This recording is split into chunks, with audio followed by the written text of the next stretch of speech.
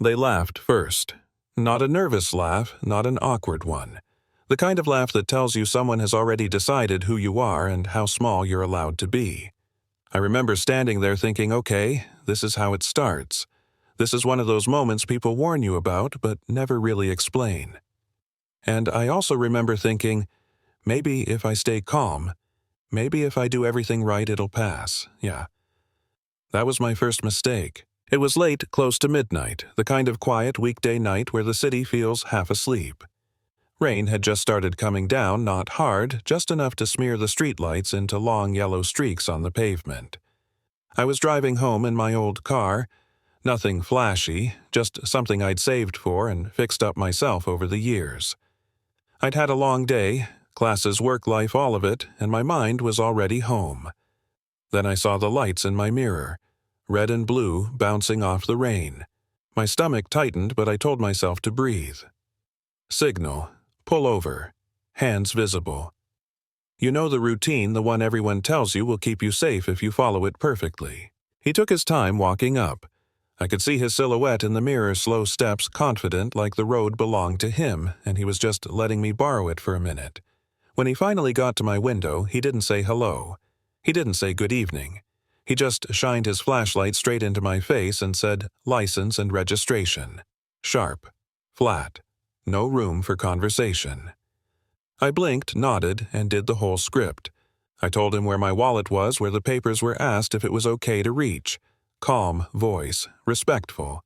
The kind of politeness you practice because you've been taught that politeness can be armor. He looked annoyed by that. Actually, annoyed. Like my calm was an inconvenience.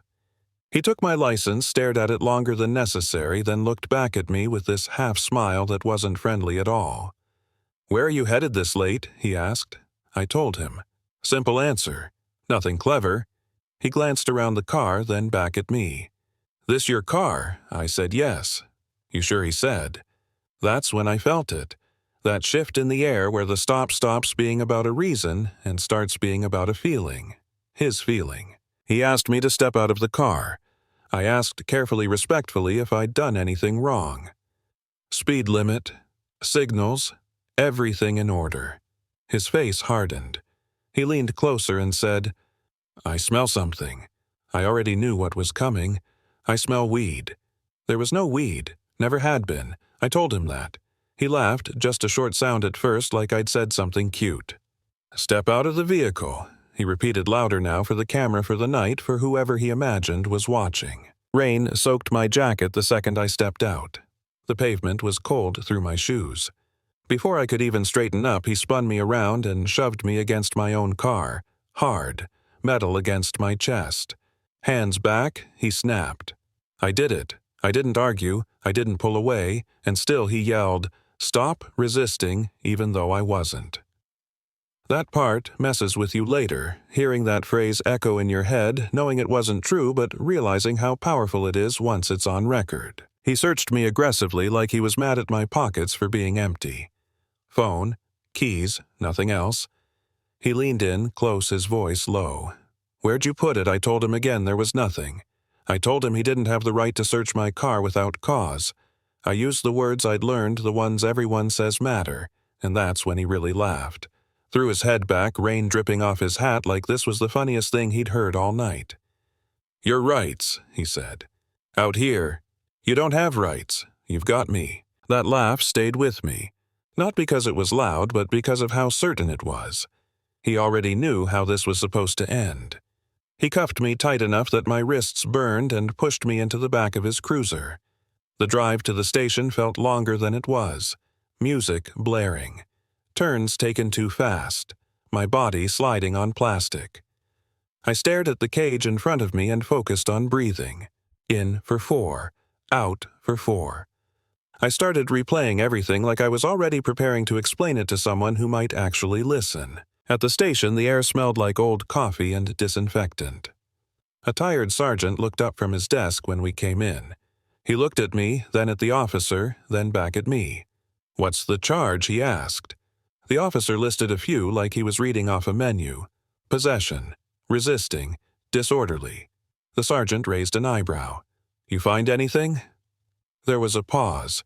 Just a fraction of a second too long. Probably ditched it, the officer said. That's when I spoke up, clear and calm. I said there was no contraband. I said I'd been stopped without cause. I said I wanted a lawyer. The officer slammed his hand on the counter and told me to shut up. The sergeant told him to relax.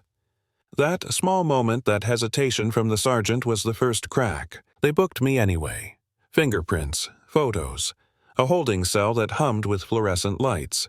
When they finally handed me the phone, I didn't call a friend. I didn't call my mom. I called my father. He answered on the second ring. I told him where I was. I told him what happened. There was a pause on the line, not shocked, not panicked. Focused. He asked if I was hurt. I said, just bruises. Then I told him about the laugh. I told him the officer's name. Put him on, my father said. The officer took the phone, still confident, still riding that sense of control.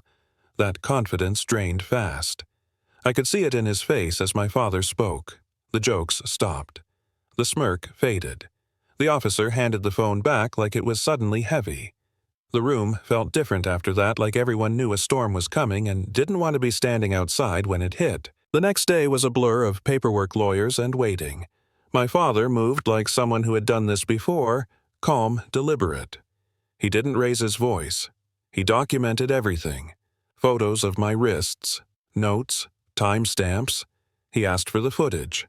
All of it. And he warned them politely that if anything went missing, things would get much worse. Watching him work was strange. Part of me wanted to feel safe.